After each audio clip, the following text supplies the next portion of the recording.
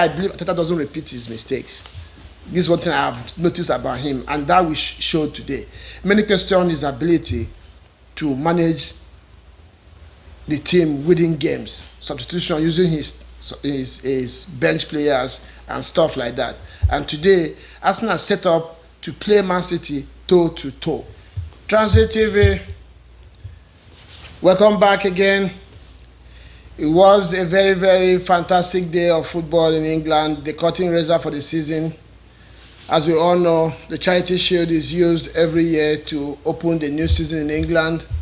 The winner of the league and the winner of the FA Cup play a game that has a trophy to kickstart the season. This time around, of course, it's no longer news that Man City won every trophy that is there in England this season.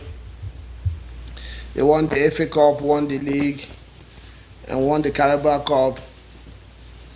So the FA, of course, by the rules, mean that Arsenal, who came second in the league, had to play Man City this afternoon at the Wembley Stadium.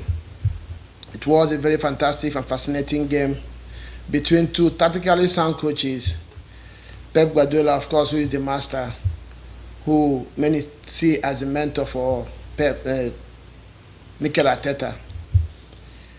One wasn't very sure. I remember in those days, days of Wenger and Alex Ferguson reigns, they used to use the Charity Shield as still part of the preseason, playing some of their new signings and youth players.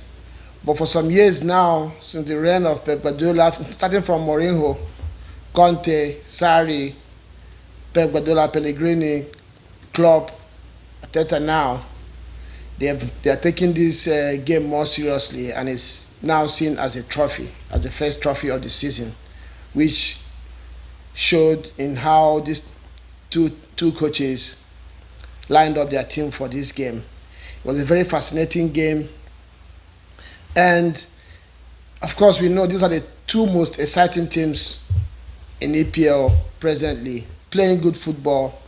And I was telling one of my friends today, different battles in different sections of the game, in defense, in the midfield. There were different battles going on as the game was going on.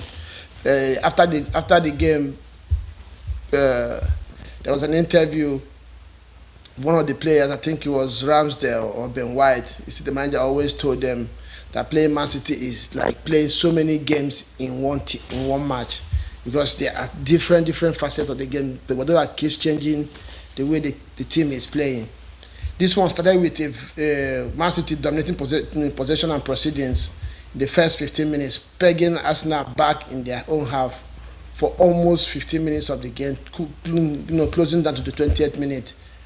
But to the surprise of many, who we are still not sure of if what Arsenal did last season was a fluke or they are the real deal right now, Arsenal took over proceedings, and from that time to the end of the first half, Arsenal was on top of the game, pressing Man City, intricate passes, pressing them down, forcing the Man City to errors, created the best chances of the game in the first half.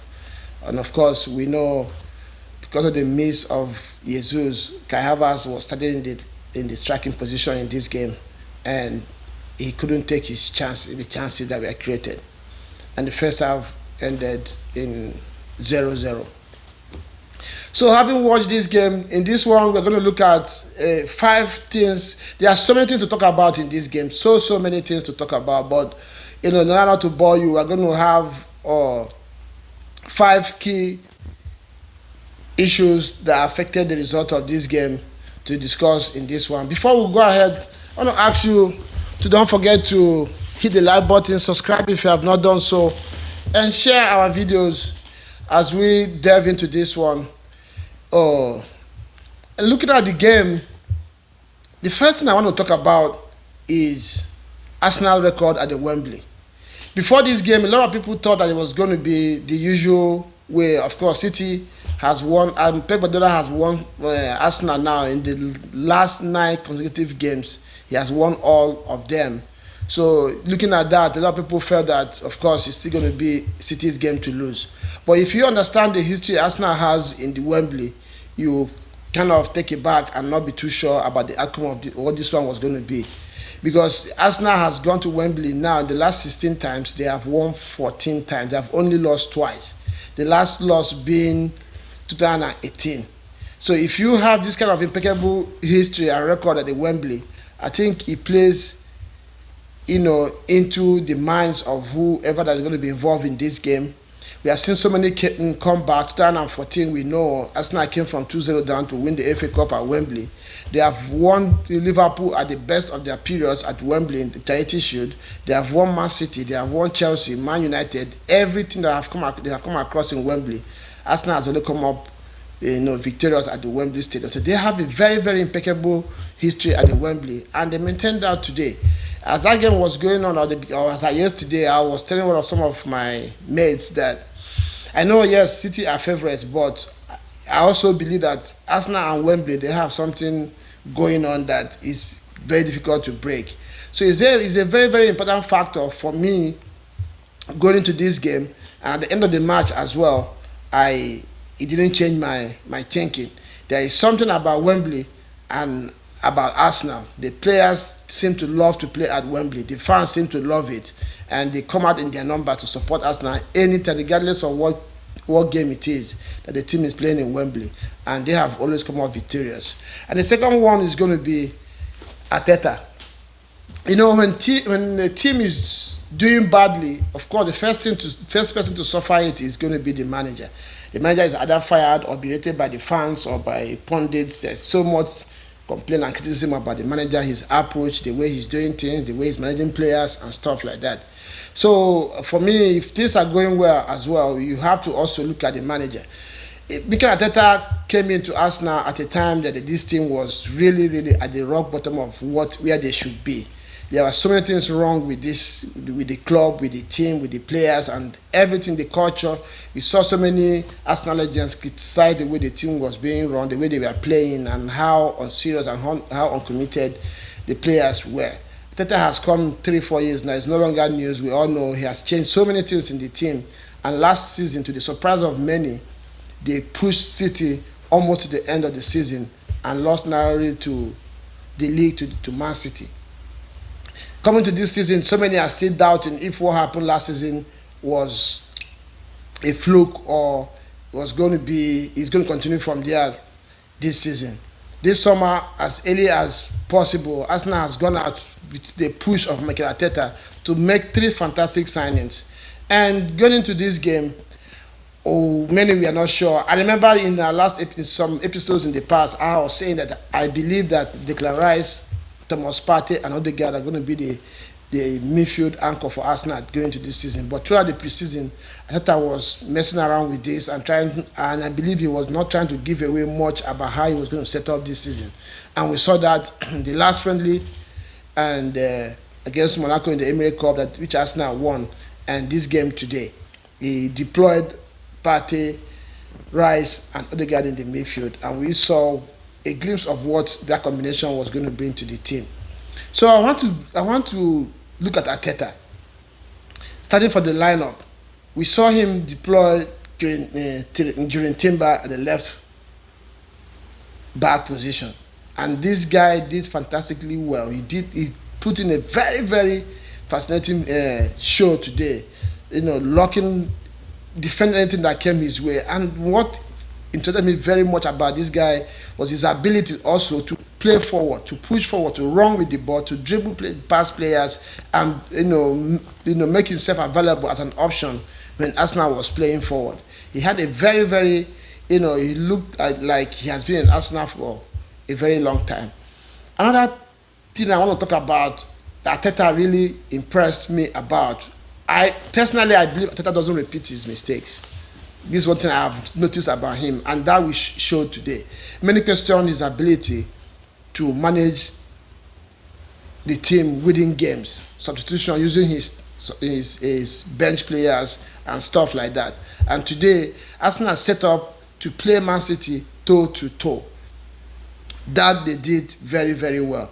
And one of the things Arteta did very well today was substitutions. When Arsenal's back were on the wall, he made substitutions that made serious impact in the game.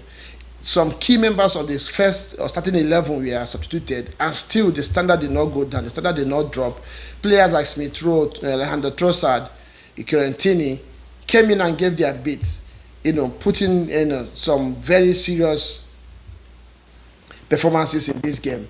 Arteta has really grown as a manager. I don't think anybody will refer to him this season anymore as inexperienced. There's going to be a lot of expectations on him. Going into the season, many have said that this season Arsenal has backed him as much as they can, and it's now for him to deliver. There's going to be a lot of pressure. The pressure has moved from the owners now to Arteta. And today he has shown how much he is ready for that pressure, how much he's ready for that challenge by using his team very well, using his substitutions very well, and came out on this one victoriously. So Arteta, I'm going to give a very, very massive and serious thumbs up for the way he managed his team, the way he set up the team, the way he managed the game. The in-game management today was top-notch, and you could see how much it meant to him and the players. So kudos to Arteta. He has shown that he has grown, and his team's performance today also showed that the team as well has grown from last season. Then that takes me into Odegaard. But before we talk about Odegaard, I'll ask you to get on the comment section and let me know what you think about the game, the way Arteta set up, and what you think about Arteta. Is there anything you feel that he still has to improve on this season? Or do you agree with me that he did a very, very good job today and probably has shown a glimpse of what to expect from him going into next season? Then we'll talk about Odegaard. This young man, I don't know where to start from. Last season, he was not the captain of Arsenal. A lot of people were not, did not agree with that decision, feeling that he was too feeble and young to captain a team like Arsenal. But this young man last season went on to deliver a very, very, immense performance week in, week out, coming on top as among the 3 top scorers for the team with so many assists. And this, sometimes stats don't give the whole picture. But still, in Odegaard's situation, he has very good stats, and this young man's work rate. Today, we all know Arsenal miss Gabriel Jesus. And what that does to Arsenal as a team is they miss something in their pressing habit. Kai Havertz, we all know, as hard as he worked today, is nowhere close to who Jesus is in pressing. But what happened, I didn't see an Odegaard, berating him or pushing him to press. Instead, Odegaard led by example and pressed beyond Kai Havertz. I watched in the first 5, 10, 15, 20 minutes when the City was on top of the game. The reason was because Kai Havertz was unwilling to press as hard as Arsenal as a team presses. But what Odegaard did as a captain was to take that responsibility. And I saw Kai Havertz develop that aspect of his game and press better than he started the game. So this is where Odegaard has remained very immense and key to this Arsenal team. The guy's ability to take responsibility when the game. Some used to question this ability in him in the past, that when in the big games he disappeared. But in this game, nobody can say that Odegaard was not counted because he was pressing. I don't want to. Then that takes me into his ability on the ball. I was telling my mate today, it looks like he has some special glue on his boots. The ball sticks to his legs and leaves the legs whenever and wherever he wants him. His twists and turns were too difficult for City to handle today. He made so many darting runs, many slick passes and many moves. Dribbles and leg overs were too many to be counted in the game for this young man. I think Arsenal has got for them a very, very expensive jewel. And I want to predict now, in 2-3 years' time, Odegaard is going to be in the top 10 nominees for the Ballon d'Or if he continues like this, and he's going to lead this Arsenal team to win so many trophies in the years to come, as long as they keep this team together. The guy is, I don't know how to, I'm lost of words to qualify what a player Arsenal has got in their ranks in Odegaard. Then with that takes us to, then okay, before I move again, I ask you as well to let me know what you think about Odegaard, his leadership qualities and his ability on the ball. I don't think there's any midfielder in EPL right now that is better than him. Of course, naturally KDB is better, should be better than Odegaard, but considering his age and that he looks like he's no longer the KDB that we used to know in terms of energy, Odegaard is poised to take over from Kevin De Bruyne as the best midfielder, central midfielder in the league going into this season. Let me know if you agree or disagree to this, and if you disagree, what is your, what's your reason, and what do you think Odegaard still needs to do more to replace KDB in that position. The fourth thing I want us to look at is the new signings Arsenal have made. It's led to be, many have said, especially people like Roy Keane have said that Arsenal overpaid for Declan Rice. Arsenal signed Declan Rice for 105 million, no longer a secret. They signed Jurrien Timber and they signed Kai Havertz. Kai Havertz is one also that has divided opinion. Many feel that he's not worth 65 million. Many feel that he doesn't have the drive enough to worth that money. And so let's start from Jurrien Timber. This young man, Arteta has shown actually that, and has said so many times, that he's only willing to sign players who can help the team in different responsibilities. Jurrien Timber, many know him as a centre back. Since he has come to Arsenal, he's played in the right back position.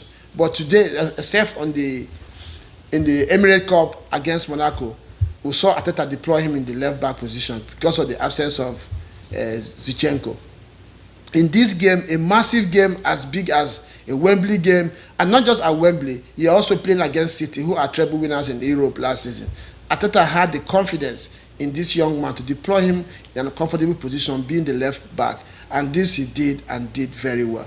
Those who are saying that Arsenal overpaid for Declan Rice, I think they should as well take their pens and paper and write to Ayers to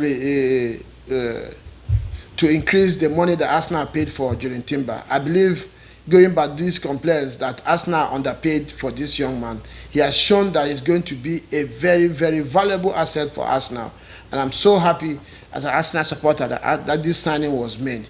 These are some of the reasons why Arsenal lost the league to City last season, because they didn't have strength in depth. But this young man has come in and he has shown that, yes, I will stand to be counted at any time. There are so many blocks that he made today in the box. He drove forward, like I said earlier on, and provided options going forward for the midfielders and attacking players. And this, for me, can only get better. Then you talk about Kai Havertz.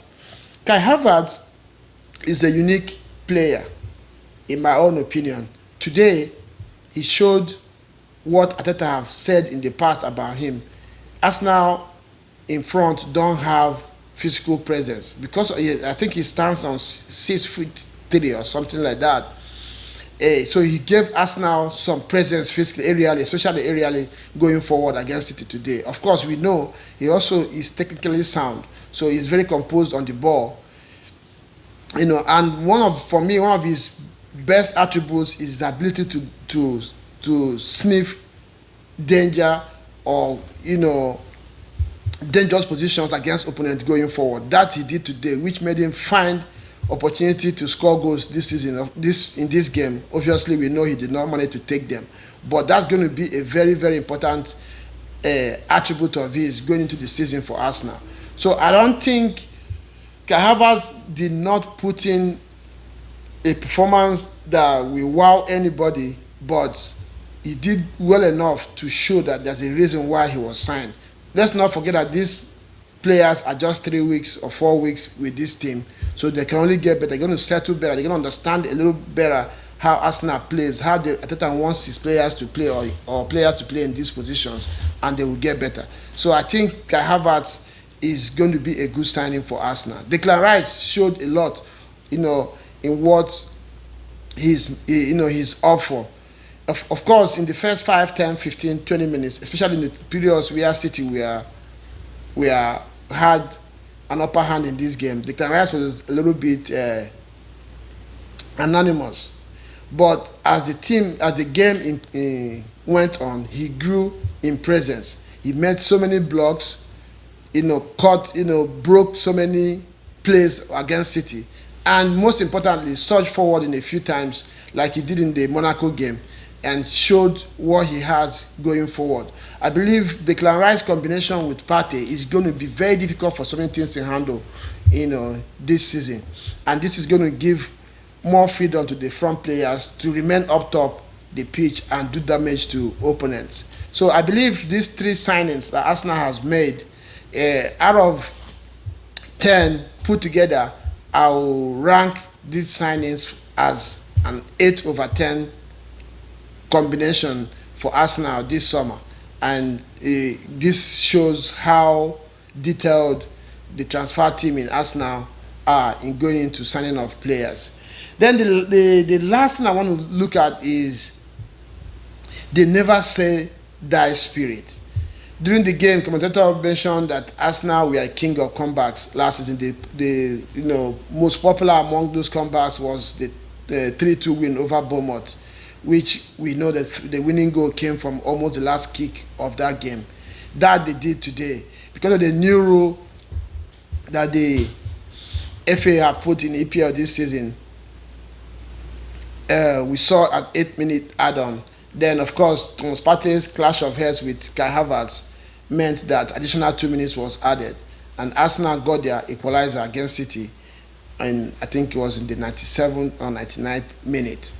So this shows, I remember I could see during the game. I think it was about the 83rd minute that Arteta made 3 or 4 changes, and I saw the body language of the players that came in. They didn't come in looking like, well, we're just coming to have some minutes under our belt and run out. These players came in, Smith Rowe, Pablo Vieira, Leandro Trossard. These players came in and with a body language that showed that they believed that they could still salvage something from this game. And that they did. The never die spirit in the team from last season has continued again. And this time around, if you do it against Bournemouth, if you do it against Everton or lower place teams in the league, one would say, well, they were supposed to have been winning in the first place. But in this game, this is against City. I was telling some of my mates today, if this were to be the other way around, many would say Arteta and his team were inexperienced. They couldn't see out the game. Now it's against City. What does that show? City, of course, we know are experienced. This is a team that has won at every level. So what it means is that kudos to Arsenal, because it shows that they never gave up. It showed that they believed that they could do it. It shows that this group is a strong unit. I don't know if you via asked, I don't know if you saw that when Arsenal had their equalizer, the players were not jubilating, but rather they went into a small circuit meeting, which I saw Thomas Partey conduct for like 2 minutes. They stood there and they were talking and they were raising each other up and trying to get a plan to see out the game. So for me, this is dangerous for opponents in the league. And I want to say it now. This team, Arsenal, is not just going to be part of the team that participated in the Champions League this season. They're going to also put serious show in the Champions League this season. I believe that, and I believe it with my heart. So it's only left to be seen going to the season. Many are saying it's only a friendly pre-season. No, I don't believe so. Pep Guardiola approached this game as a trophy. He said that before and after the game, and we know that he has not won many of this Charity Shield. So it was a very important game for him. We could see how he jubilated when City scored the goal, and we could see how deflated he was, after the equalizer, and eventually Arsenal winning the game. One player that I also want to talk about in this game before we go is Emile Smith Rowe. Yes, today he only played for 10-15 minutes, but I saw enough to know that this young man is going to be immense for Arsenal this season. Those 10-15 minutes, his ability to come back to help the team recover possession in the defensive position. Because at that moment, Arsenal had taken off, Arteta had taken off almost all the defenders. So there were gaps in the left and right side of the defense. I saw him come back, defend effectively, handle pressure, and help the team build play. I saw him press forward. I saw him run forward. So I believe there's going to be some serious competition in that team this season. Last season, we all know that when Arsenal made substitutions from the starting 11, the standard usually drops. But in this game, and this is not just against any team, this is against Man City. They did it, and the quality of their play did not drop. It tells a lot of what we're going to see going into the season. So, like I said before when we started, if you are not subscribed, please go ahead and subscribe on our road. Help us achieve the 2,000 subscribers before the end of this month, as we have set that target for you all. I know a lot of people are enjoying our videos. A lot of you give me feedback on the videos, but the numbers, most of you are not subscribed to the channel. Please, we are begging you, I'm crying to you, help us hit the subscription button so that you can continue to enjoy content from this channel. And let me also know what you feel about my views in this game. Also, you follow us on Instagram, Transit TV. We have Instagram and in TikTok. We are on all social media handles. Follow us in those handles and support the channel. So let's see what you feel about these 5 things that we'll discuss about this game. Also, let us also know what you think, what impact the performance Arsenal put today is going to be going into the season. And we'll see you back again. I'm going to be here with the usual members of the channel, the presenters of the channel, to discuss more about this game and the readiness of other teams going into next season. Look out for that video to be coming out in the next 2-3 days, and we will want to know what you think and what you feel about our opinion. Thank you for watching, and we'll see you next time. Bye.